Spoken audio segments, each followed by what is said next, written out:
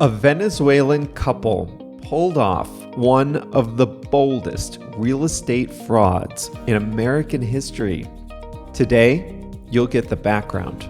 On Thursday, you'll hear the full story. Hi there, everyone. I'm Jeff, and this is Plain English, where we help you upgrade your English with current events and trending topics. Today's lesson is a great example of how we take a story in the news and we help you with the English vocabulary. The story is about a Venezuelan couple who pulled off one of the boldest real estate scams in recent history. But today's lesson is going to help you understand that story. Now, today, you'll learn the vocabulary and the concepts. On Thursday, you'll hear the full story. So be patient with me today. You'll be listening, thinking, why is he telling me this?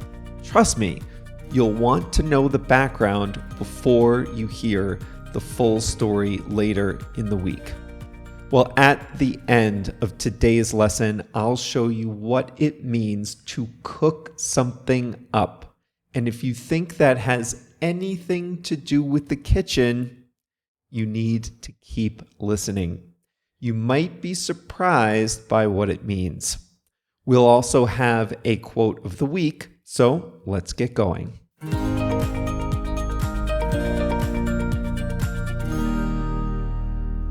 Most people who buy homes in the United States use a loan to help them make the purchase.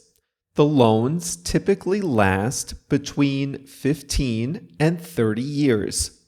The borrower, the homeowner, has to pay the loans back little by little every month until the end of the loan's term. But banks don't just trust that you'll pay the money back. They insist on some security. Now, before they give you the money, they investigate you. Do you have enough income to pay the loan back? Have you met your obligations in the past? Is the home really worth what you say it is? And here is the real security. The banks insist on a mortgage. In simple terms, a mortgage is a legal instrument that says if you don't pay the loan back, the bank gets to take your house. A title is proof that you own an asset like a house. So, if you buy a house with a mortgage loan, the title has a little note attached to it saying that the lender can take the title and take the house if the borrower doesn't pay up. Now, not everyone does it that way. Many homeowners pay the full price of the house up front. They don't deal with banks at all. If they do that, they own the house free and clear. Free and clear, meaning that no bank or other entity has any claim to the property. If you own a house free and clear, you have the option later of taking out a loan on the property. So, let's say that you own a $500,000 house free and clear. You can later go to a bank and get a loan for, let's say, $300,000 and pay that loan back little by little if you want to.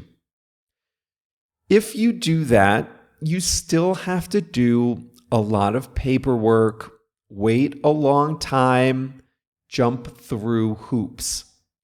But there is a small corner of the lending industry that serves people who want to get a real estate loan fast. They aren't banks, they're private lenders who offer what's called hard money loans. Now, a hard money loan doesn't require the kind of documentation that a traditional bank loan requires. There's no credit check, no stacks of documents to sign, no waiting around, no lawyers. If you own a property free and clear, you can show up with your ID, prove that you have the title to the house, and you can get a loan quickly. Hard money lending is legal, but I don't recommend it. Interest rates are really high, and there are fewer legal protections. But hard money lending is fast and easy, and it doesn't require a lot of documentation. Here's the second thing you need to know. American real estate is considered a safe asset for wealthy people in, say, unsafe or unstable parts of the world. Let's say you live in China. Now, many people make vast fortunes in China quickly by pleasing government officials. But if the government can help you make a fortune, then the government can take it away. So you want something safe, out of the reach of your country's government.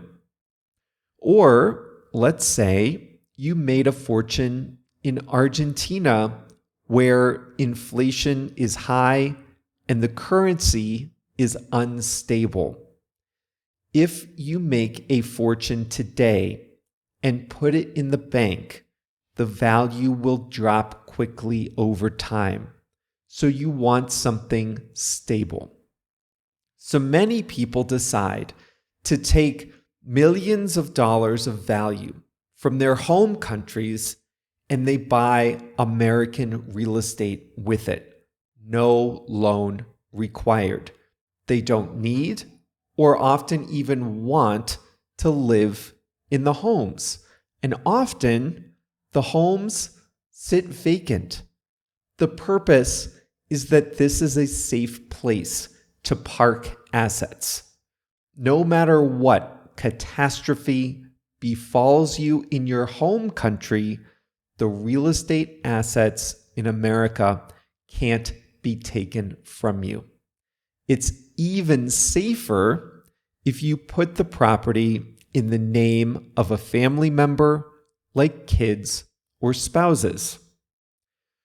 New York has historically been a destination for this kind of money. I worked in the New York real estate industry when investment from Chinese buyers was at an all-time high. The buyers wanted the most opulent, most luxurious units. The more expensive, the better. The purpose wasn't to live in luxury. Sometimes the buyers never even opened the door. The purpose was to store their fortunes in a safe place outside of China, just in case. Miami is the same way. It's considered a safe and stable place to store wealth, especially for people who have made their fortunes in Latin America. The dynamic is a little different, however. Speaking in generalities, Latin American investors like to also use their units from time to time. Being able to spend part of the year in Miami is a luxury and a status symbol to many in Latin America. And a number of people connected to the corrupt and dictatorial Venezuelan government decided to store their own personal wealth in Miami real estate. Their money is safer in Miami than it is in the system that these individuals administer in their own country, after all. This didn't seem fair to Carlos Castañeda and Genesis Martusielo. Like many Venezuelans, they fled their country years ago to settle in the United States. But they soon started learning about real estate, mortgages, and hard money lending, and they cooked up a scam for the ages. I'll tell you the details on Thursday.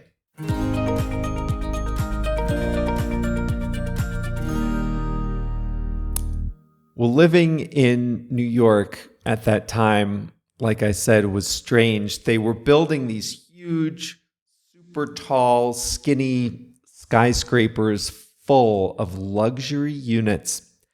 And you'd look up at them at night and they'd be dark.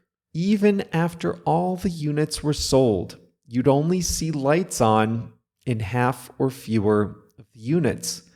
Nobody would be home. Nobody was living there. They bought these apartments in, some say, the best city in the world, and they never walked through the front door. Or they would just go once in a while.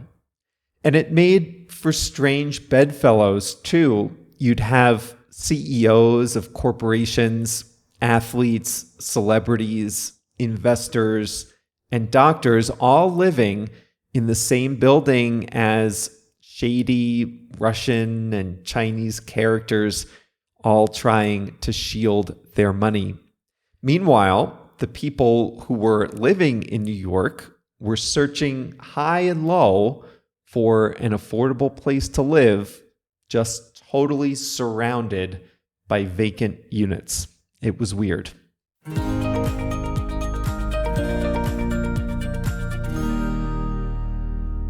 Today's expression is cook up. To cook something up is to create a clever story or plan. If a plan or story is clever, it's smart and unique. So if you cook something up, you're creating a smart and unique story or a smart and unique plan. When we say someone cooked something up, it's generally against the rules. Generally not a true story, some type of crime, something like that. But I'm not talking like smash a car window and steal a phone. That's not clever. Clever is like you think about it, you plan it, and it's a smart plan. So when you cook something up, you make a clever story or a plan. Here's an example. Better Call Saul. You're tired of hearing me talk about this show, but I'm watching all 5 seasons, so it's giving me inspiration. Jimmy, a character in Better Call Saul, back in his past, would cook up scams to cheat people out of money. He'd get them to buy fake watches.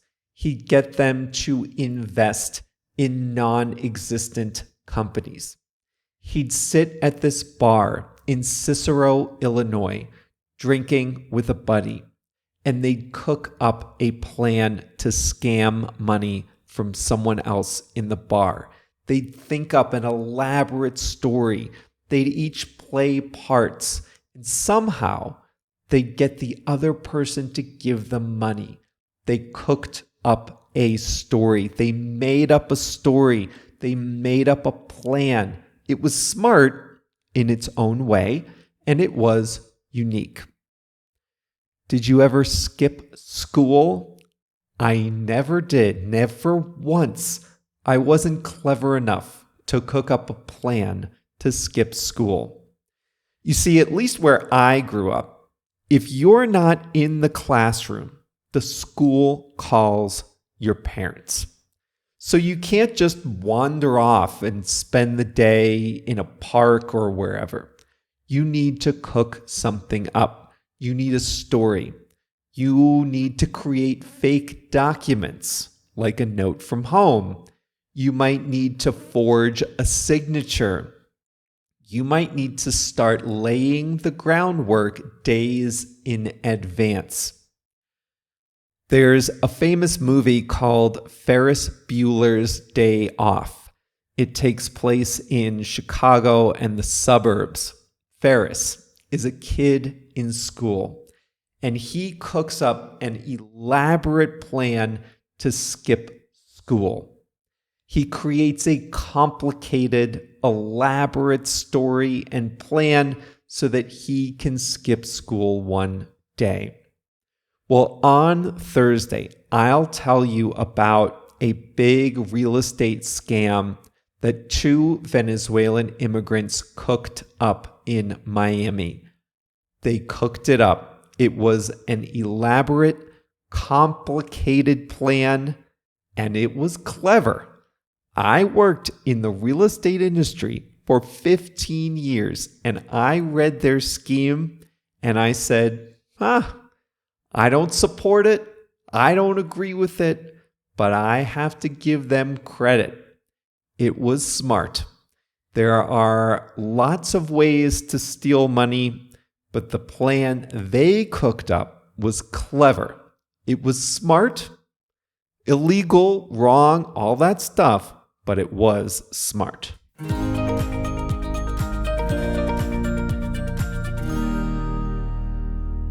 Time for a quote of the week. Blues is a type of music. It was one of the precursors to rock and roll music. A lot of famous rock bands, the Rolling Stones among them, were heavily influenced by blues music.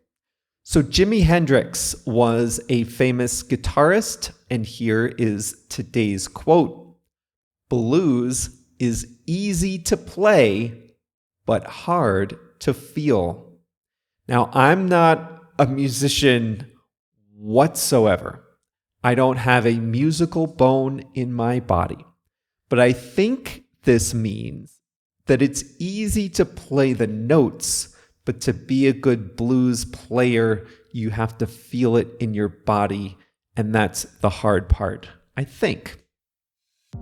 Well, that's all for today's lesson. Remember, on Thursday, I'll tell you the full story of the Venezuelan couple who pulled off, or almost pulled off, one of the biggest real estate scams in recent history until they got caught.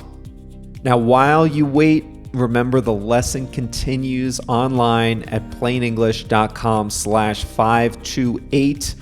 In today's lesson, you heard me say, the more expensive, the better. And on today's video lesson, I'll show you exactly what that means and how to use it in your own sentences. That's online at plainenglish.com/528. See you on Thursday.